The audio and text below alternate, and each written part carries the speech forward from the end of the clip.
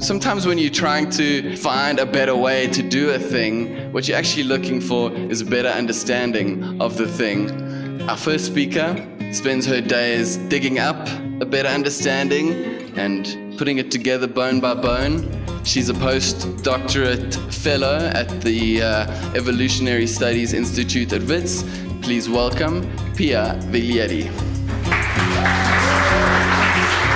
I was sitting in my first year geology lecture at the University of Cape Town. A paleontologist was coming to give us a talk, and I was extremely excited. When I was a little kid, I didn't own a single doll. All I had were dinosaur toys and animal figurines, things like that. My twin sister and I frequently went into my dad's garage and stole all of his tools. He was a mechanic. And we would go and dig for dinosaurs in my parents' garden. On one occasion, we were convinced we had found a dinosaur during the construction of our family swimming pool.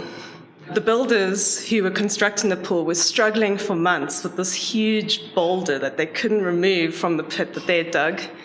And my sister and I were looking at this big boulder and we were like, this is totally a dinosaur. Can't be anything else. Then Jurassic Park came out, and I watched Jurassic Park. And after that, I was glued to paleontology documentaries on the Discovery Channel. I would watch these paleontologists in distant deserts, their shadows shimmering on rock faces as they chipped away, making large clanking sounds with their hammers, revealing tantalizing snapshots of these mythical-looking creatures from another time and world.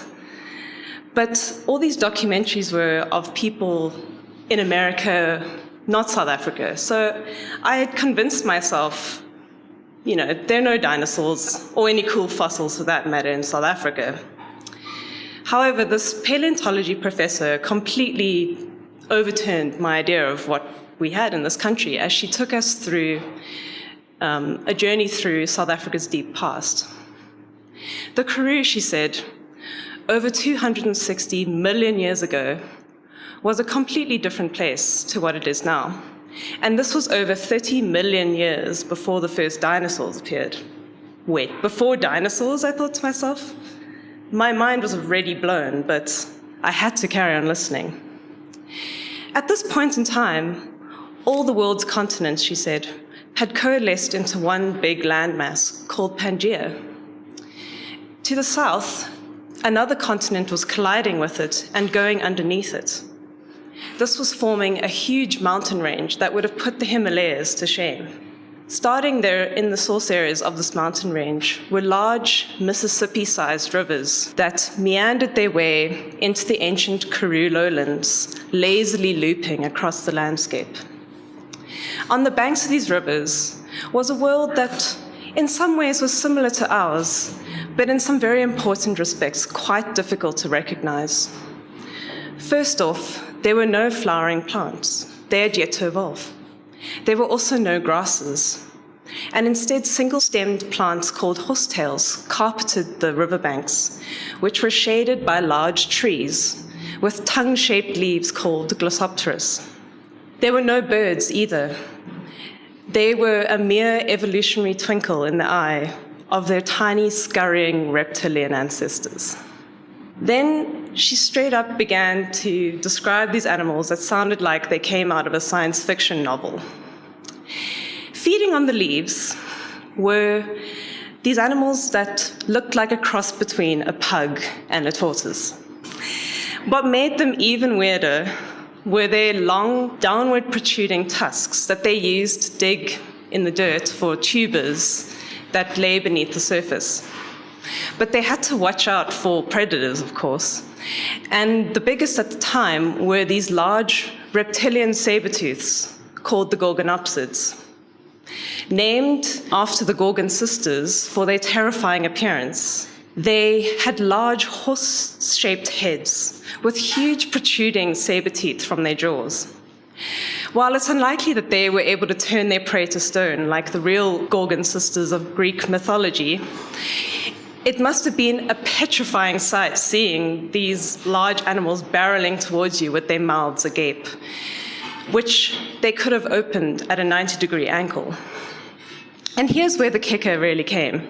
She carried on and said that these animals were more closely related to us than they ever were to T-Rex.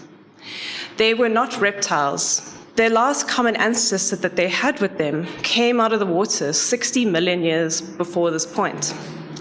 Dimetrodon, the sailback animal, was a distant cousin and was also not a dinosaur. They were not mammals either, and the first true mammals would only appear some 60 million years into the future. They were called the therapsids, or colloquially, the mammal-like reptiles. I was completely lost by this point. T-Rex, which went extinct 65 million years ago, was closer to us in time and more believable to us. But my imagination was going into complete overdrive. Therapsids, to us first years, may as well have come from outer space, because we had no living animals to compare them to. They sounded so alien, like so weird, but so cool. I wanted to know more about them, but there was no books that I had seen for the public on them, and there was definitely no Jurassic Park movies about them. This made me quite sad, because I felt that we could do better to tell this amazing story. Many of you may be familiar that just north of Johannesburg is the cradle of humankind. Here, famous hominid fossils such as Mrs. Ples, Littlefoot, and Sediba have been discovered. But what is even less understood is that South Africa is the cradle of an entire group of animals that we regard ourselves as being part of, the mammals, which is pretty amazing. It's an amazing story. And from that day, I decided I wanted to study these proudly South African creatures and to study how they transitioned from being reptile-like to mammal-like. And as you go through time, you can study the skulls of therapsids and see the development of the secondary palate. So before this point, animals could stick their finger in their mouth and through their nose. I mean, if you can still do that, maybe you need to ask who your daddy is. But they were evolving this barrier that allowed them to carry on breathing while eating and drinking, and eventually suckling nutritious milk from their mothers as infants. Bones in the lower jaw became part of the inner ear, which improved their hearing as they were able to detect sounds using changes in air pressure rather than vibrations directly from the lower jaw. The evolution of the rib cage allowed for the formation of the diaphragm, which greatly improved respiration, and also as their metabolisms began to increase and become warm-blooded. Tiny pits on their skulls, on the snout, tell us that therapsids required, over time, a layer of fur to help them maintain a constant body temperature.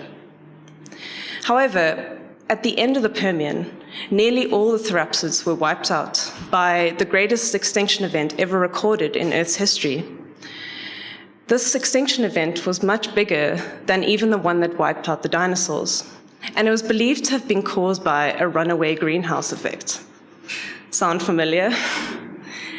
So the story of therapsids really is of great importance because it helps us understand what the effects of climate change can be on the world and what we humans are currently the culprits of.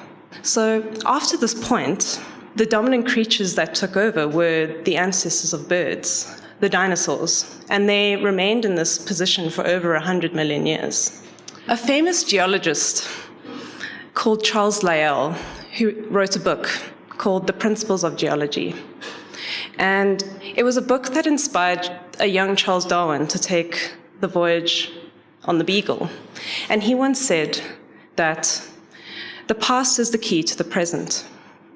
So the stories of these ancient creatures, like the therapsids, often have very important messages for the present day.